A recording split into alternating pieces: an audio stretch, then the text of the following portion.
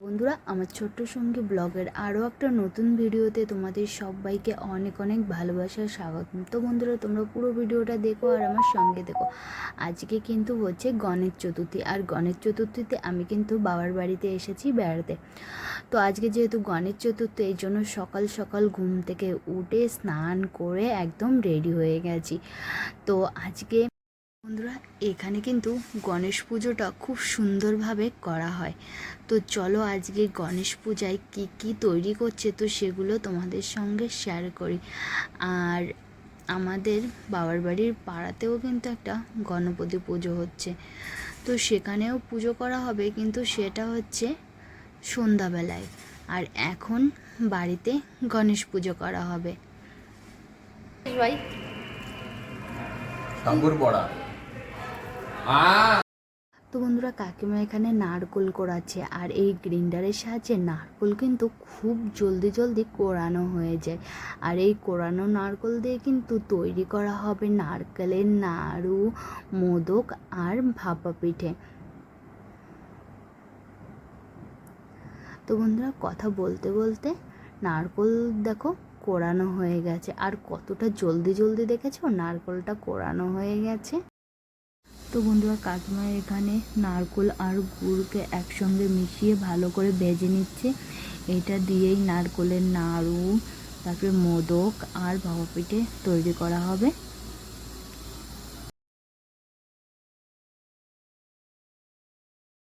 তো বন্ধুরা, আজকে সকালে করা হয়েছিল সাবুর বড়া, তো এখনও 3টে বেজে আছে। আর আমরা দেখো সবাই মিলে বসে পড়েছি পুজোর প্রসাদ তৈরি করার জন্য। তো আমি সাঁচের সাহায্যেই ভাপা পিঠেগুলো তৈরি করছিলাম, কিন্তু কিছুতেই পাচ্ছিলাম না, উঠে উঠে আসছিল।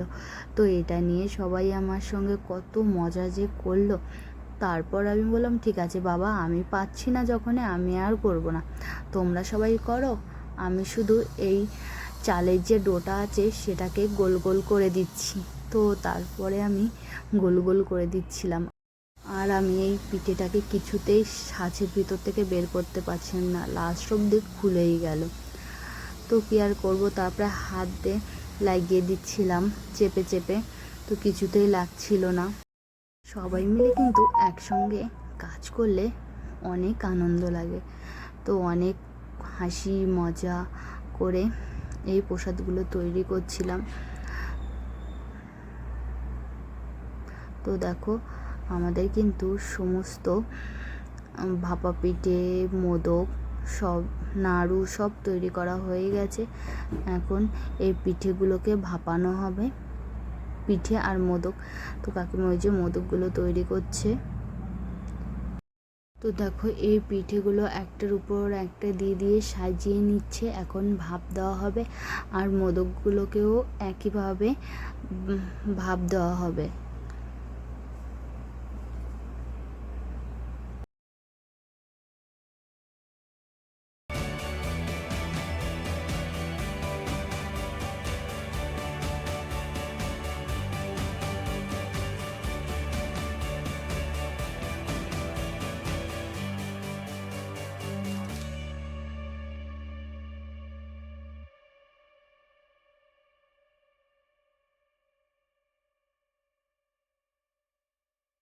তো বন্ধুরা, আমাকে বলেছিল একটা গণপতি ঠাকুরের জন্য মালা তৈরি করতে। তো আমি মালাটা তৈরি করে দেখি মালাটা অনেক বড় হয়ে গেছে, এই জন্য ফুলগুলো খুলে নিচ্ছি, খুলে একদম ঠিকঠাক করে মালাটাকে তৈরি করব এই জন্য। তো আমি একটু মাপ দিয়ে নিচ্ছিলাম যে কতটা বড় হলো, না ঠিকঠাক আছে, না ছোট হয়ে গেছে। তো দেখি ঠিকঠাক আছে। তো তারপর ঠাকুমাকে বললাম, এই যে তোমার সুচ, তুমি ঠিক করে উঠিয়ে রাখো, না হলে কোথায় হারিয়ে যাবে, পরে আর খুঁজে পাবে না। তো তারপর আমি গণপতিকে মালাটা পরিয়ে দিলাম। আর এখানে দেখো লাড্ডু কিনে এনেছিলাম, তো সেই লাড্ডুটাকে দেয়া হয়েছে। তো এখানে প্রথমে ঠাকুমা একটা মালা পরিয়ে দিয়েছিল, তো অনেকগুলো গাঁদা ফুল কিনে এনেছিল আর একটা মালা তৈরি করার জন্য। তো দেখো, আমি মালাটা কিন্তু তৈরি করে নিয়েছি, এখন গণপতিকে পরিয়ে দিলাম। তো তোমাদের কাদের কাদের বাড়ি গণপতি পূজা হয়েছে তা অবশ্যই কমেন্ট করে জানিও, তোমরা কে কে পূজা করেছো। আর এখানে দেখো আমি কাকিমা গেছিল পূজার জন্য দূর্বা তুলতে, তো দূর্বাটা অনেকটা দূরে ছিল, এই জন্য আনতে অনেকটা দেরি হয়ে গেছে। তো আনার পর কাকিমা ঠাকুমাকে বলল যে কটা ধান দাও, আর এখানে তো ধান চাষ হয় না, এই জন্য ধান কিনে এনে একটা ডাব্বাতে করে রেখে দেয়। তো ঠাকুমা কিছুটা ধান বের করে দিল, আর এই ধান দুব্বা দিয়ে গণপতিকে বরণ করা হবে। তো সব কিছু রেডি হয়ে গেছে, এখন পূজা শুরু করতে হবে।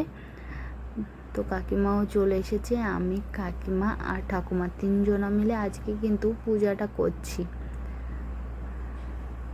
বন্ধুরা, বিয়ের পর প্রতি বছরই আমি কিন্তু বাড়িতে গণপতি পূজা করি। এই ফার্স্ট টাইম হলো আমি আমার বাবার বাড়িতে এসেছি গণপতি পূজার সময়। তো এই যে এখন কাকিমা ঠাকুমা সবার সঙ্গে গণপতি পূজা করছি।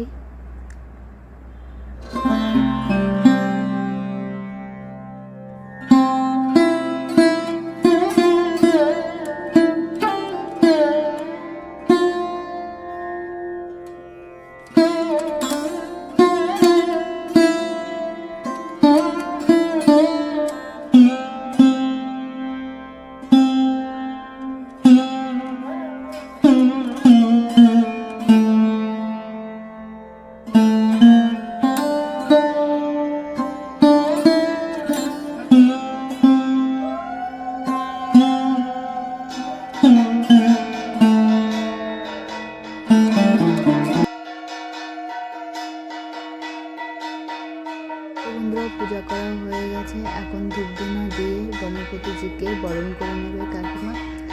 তো তারপর কাকিমা চলে গেছিলো দুপুরে রান্না করার জন্য।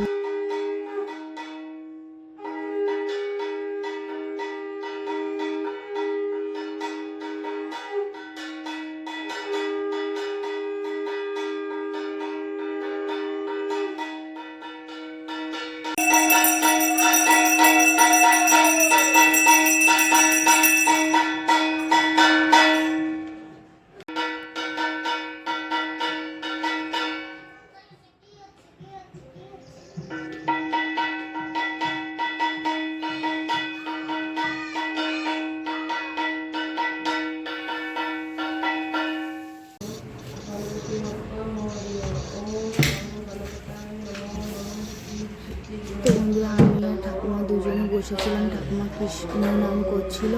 তো বন্ধুরা, আজকের ভিডিওটা এই পর্যন্তই। তো তোমরা ভালো থেকো, সুস্থ থেকো, আর আমার এই ভিডিওটা যদি ভালো লাগে তো একটা লাইক করো আর কমেন্ট করে জানিও। Tata, bye bye.